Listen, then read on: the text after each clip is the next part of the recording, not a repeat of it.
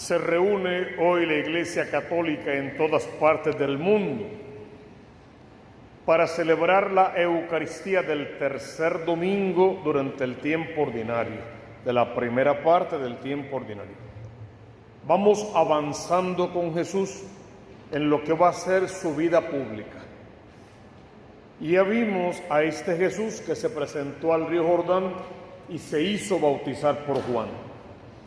Lo vimos salir de las aguas y oímos la voz del cielo: este es mi Hijo.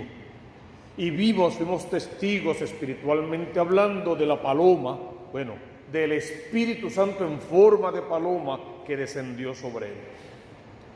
En este ciclo A de lecturas no leímos los momentos de Jesús en el desierto y tampoco leímos el momento en que regresó del desierto después de haber vencido al demonio y empezó a elegir a sus apóstoles y discípulos.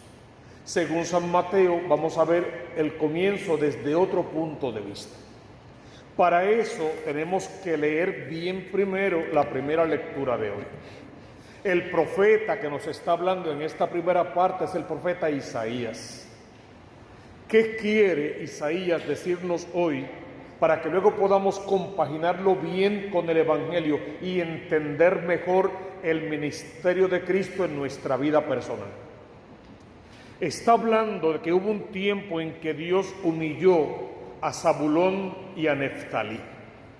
Y cuando uno lee eso, la primera pregunta que tiene que hacerse: ¿y quiénes son? ¿O qué son? ¿Qué representan? ¿Qué significan Zabulón y Neftalí? Bueno, de apertura son dos de los 12 hijos de Jacob. Por lo tanto, son dos de las 12 tribus, Zabulón y Neftalí. ¿Qué pasó con ellos? ¿Por qué Dios los humilló? ¿Y cómo los humilló? Bueno, los humilló porque por su pecado se fueron poco a poco apartando de Dios. Cambiaron al Dios verdadero por otros dioses falsos. Se endiosaron a ellos mismos y creyeron que sin Dios se podía. Y se hicieron dioses a su altura. Con todo ese pecado y viviendo de espaldas a Dios, fueron invadidos, masacrados casi, por el pueblo de Asiria, que básicamente logró prostituirlos con sus falsos dioses y con su estilo de vida pagano. De esa forma entonces pagaron por su pecado ante Dios. Así pasó mucho tiempo, hasta que llega el profeta Isaías, el profeta de hoy, y les trae una buena noticia, un evangelio abierto, una esperanza, una alternativa. El pueblo que caminaba en tinieblas vio una luz grande. Habitaban en tierra de sombra, una luz les brilló. Está hablando de estos dos y de otros. Se tiene que acabar su tiempo de pecado y de miseria, de esclavitud, tiene que acabar. Tienen que ser testigos de este sol naciente que brilla de lo alto, porque en profecía está hablando del Cristo de la gloria, del Mesías prometido. Y les está diciendo que en su momento verán esa gran luz, y esa luz los sacará de la tiniebla, o sea, del pecado, para enseñarles a vivir otra vez como los verdaderos hijos de Dios. Cuando eso suceda, esto es lo que ellos van a experimentar. Se va a acrecentar su alegría, se va a aumentar su gozo. Se gozarán en tu presencia de dos maneras particulares. Y hace una comparación con dos cosas que ellos conocían.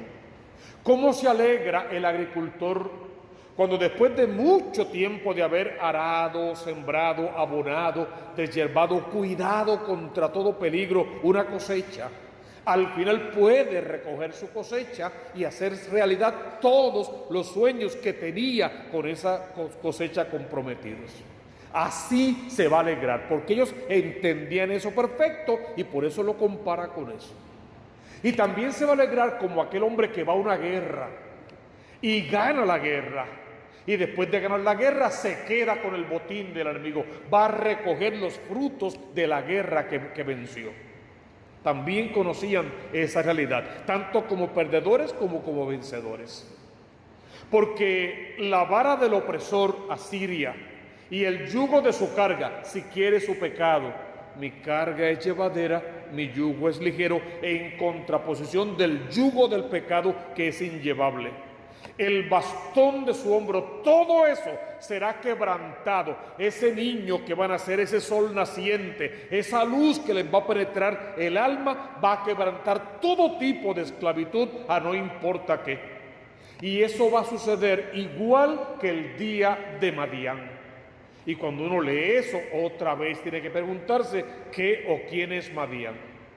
Los madianitas eran un ejército, un pueblo enemigo, que eran muy peligrosos. Sin embargo, Gedeón logró vencerlos en el nombre del Señor. Pues así como aquel pueblo enemigo fuerte fue vencido, así igual el opresor, entiéndase, el pueblo de Asiria y el pecado también serán vencidos. El salmista va a cantar un cántico de esperanza.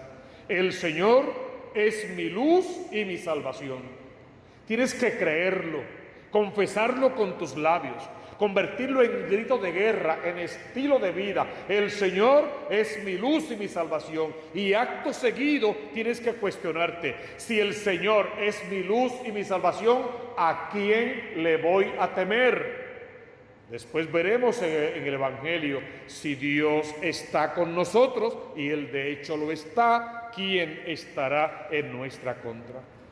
Y el salmista sigue cantando esas alabanzas de ese poderío, de lo maravilloso que es Dios. Y el último verso se parece a nosotros. Espero gozar de la dicha del Señor en el país de la vida. Espera en el Señor, sé valiente. Ten ánimo, espera en el Señor. La isla parecería que está pasando por una gran crisis. Y todos apuntan a una crisis política. Sí, hay una crisis política. Y apuntan a una crisis económica. Sí, hay una crisis económica. Y en el matrimonio, y en la familia, y en la iglesia, y de mil maneras más. Hay una crisis de nervios, de preocupación, tantos temblores de tantas formas y maneras en cualquier horario del día. Cualquiera tiene que vivir en un sobresalto y está bien, se vale, es natural esa experiencia. Lo que no puedes permitir es que esa experiencia se adueñe tanto de tu vida que entonces pierdas toda esperanza. Porque la idea es combatir y luchar y creer y esperar contra toda esperanza. Entonces uno se pregunta, ¿esa es la crisis? Respuesta correcta, no. Esas son las consecuencias de una crisis. La crisis es de moral, es de valores, es de principio. La crisis incluso puede ser de fe. Si este pueblo, con todos los temblores, con todos los huracanes, estuviese realmente unido en la plegaria, esperanzados en Dios, creyéndole a su palabra y cumpliendo con su palabra como tiene que ser, no tendríamos la clase de políticos que tenemos, no tendríamos la clase de líderes religiosos y políticos que tenemos en algunas instancias. Sería una cosa completamente distinta. El líder capitanearía en el nombre del Cristo de la gloria y accionaría como Cristo lo haría si estuviese en su lugar. Si fueran hombres y mujeres de principios morales, de reales valores éticos, profesionales, si quieres, de una cultura de trabajo digna y respetuosa, sería otro cantar. Claro que una crisis política, porque los líderes no tienen la altura del corazón de Cristo palpitando en su propio corazón. Entonces el salmista tiene razón, sé valiente. Sé valiente no es sinónimo de no tengas miedo. Hermano, el que más o el que menos se asusta con que comience a temblar nada más.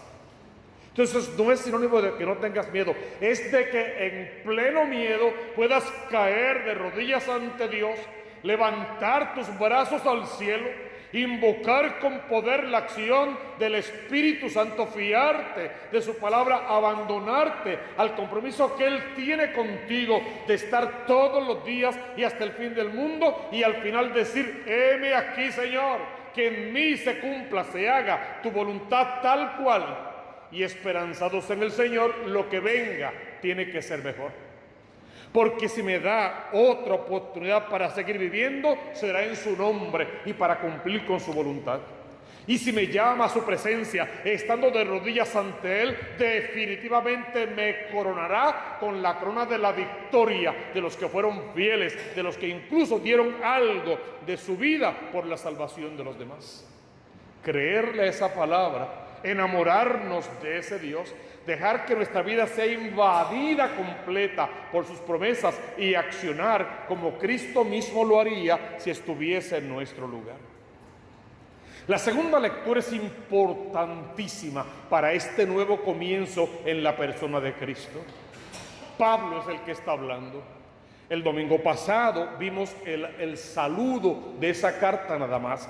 Yo, Pablo, en el nombre del Cristo de la gloria, discípulo, siervo del Señor, decía, yo, Pablo, vengo a pedirles que. Y hoy como que comienza ya a aclarar los puntos. Pónganse de acuerdo, no anden divididos, es el centro de la predicación de Pablo hoy.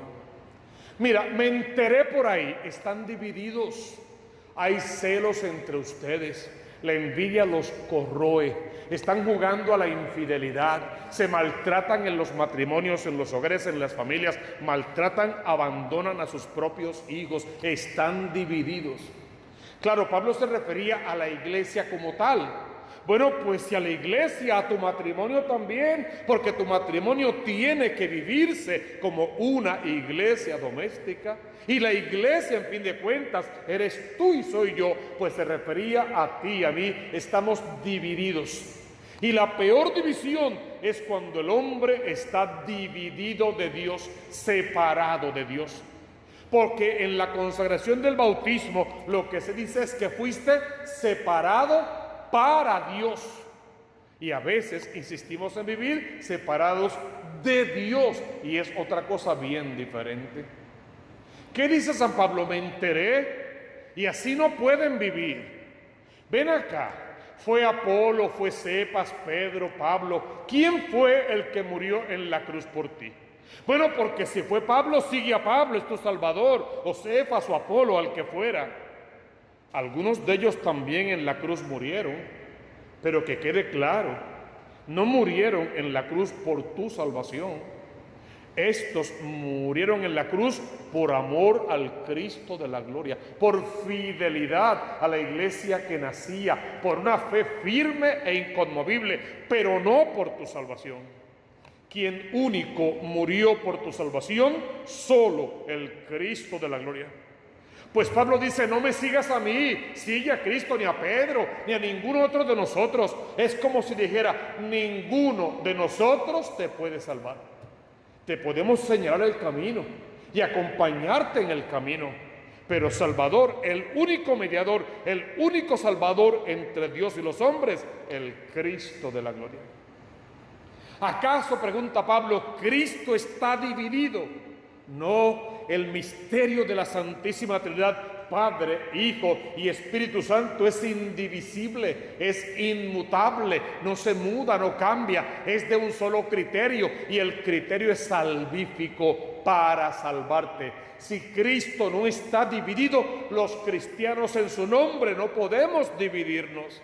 Y muchísimo menos los católicos, los de la iglesia que Cristo fundó, los de la iglesia verdadera, no podemos dividirnos y por ende no puedes permitir división en tu casa, entre tus hijos como hermanos, entre la pareja, con los padres de ambos lados. No podemos crear esas divisiones, luego darle paso al demonio. La palabra diablo significa el padre de la mentira, el agazapado, el que divide, el mentiroso, el que engaña. No podemos darle paso al que divide para que divida nuestro hogar, acabe con nosotros y por ende también con nuestros hijos.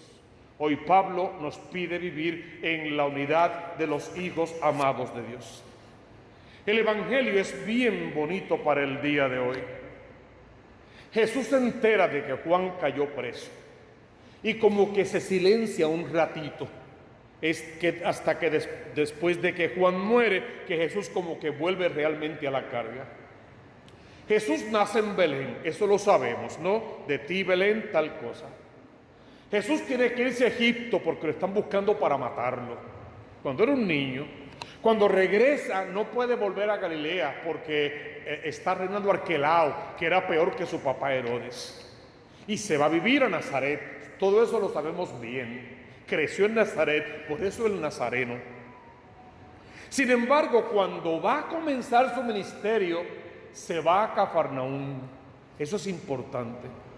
En Cafarnaúm vive Pedro, quien va a ser el primer papa de la iglesia. Cristo no tiene casa en Cafarnaúm, por ende entendemos que se quedaba, vivía. Su cuartel era como que en la casa de Pedro. Cafarnaúm es una ciudad fronteriza, divide a Israel de otros pueblos paganos. Después del río Jordán divide. Por lo tanto, ¿qué sucede? Jesús busca un lugar para comenzar su ministerio público, no en el centro de la ciudad, donde puede llegar mejor a todos los judíos, sino en la esquina, al final. Pero es el final de su país y el comienzo del pueblo pagano, como desde el principio dando una apertura total, que el evangelio era para todos y que él quería llegar a todos. De hecho, donde realmente comienza es en Zabulón y en Neftalí, que ahora también pertenecen, por decirlo así, al pueblo pagano. Allí comienza Jesús. ¿Cómo comienza el texto de hoy? Bueno, Mateo quiere explicarnos en el texto de hoy la primera lectura de hoy. País de Zabulón, país de Neftalí, camino del mar al otro lado del Jordán, Galilea de los gentiles. El pueblo que habitaba en tinieblas vio una gran luz. A los que habitaban en tierra y sombra de muerte, una luz les brilló. Eso fue lo que dijo Isaías.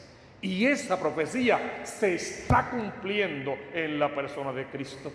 Ese sol que brilla de lo alto, ese sol naciente, ese Cristo luz de las naciones, esa misma estrella, si quieres, que siguieron los reyes, ahora en la persona de Cristo viene para comenzar su ministerio en tierra de paganos, Galilea de los gentiles, esa otra gente, esos los que no son judíos, esos los que valen menos, esos cualquiera, esa otra gente, allí entre ellos Jesús comienza su ministerio. Entonces comenzó Jesús a predicar. ¿Con qué frase comienza la predicación de Jesús? Conviértanse. Espérate, eso no es de Jesús, eso es de Juan. El que predicaba la conversión era Juan. Y Jesús quiere justamente comenzar donde Juan se quedó. Conviértanse, añade un elemento nuevo, porque está cerca el reino de los cielos. Y ese sí es el centro de la predicación de Cristo, el reino de los cielos. Conviértanse.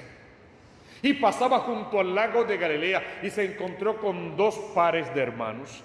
Andrés y Simón, más los hijos del Zebedeo, estaban en su rutina diaria, en su quehacer, eran pescadores. Estaban surciendo, remendando las redes, bregando con sus artes de pesca.